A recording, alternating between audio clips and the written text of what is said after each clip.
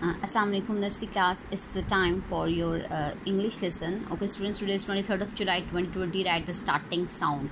Okay, I have taken all the pictures from the book. So first of all, students must be familiar with the Smart English Reader and Activity book. Okay, this is for the movers.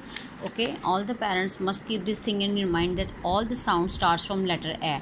So students are familiar with this because the portion is included in the exams that write the starting sound. It can be any picture, it can be aeroplane, it can be ant, it can be alligator, or it can be apple. So just do the practice. Okay, we have taken A to her.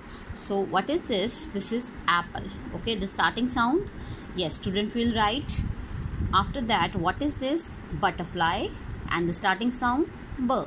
Same like this, clock, drum, egg, fish, grapes, and hut. Okay, students teachers can draw any picture from the book. Okay, they can take this Smart English book, okay, this one, and you can draw whatever you want to draw. For example, you want to draw helicopter, you want to draw hat, just draw and give the students space that write the beginning sound or the starting sound. Okay, it's your homework.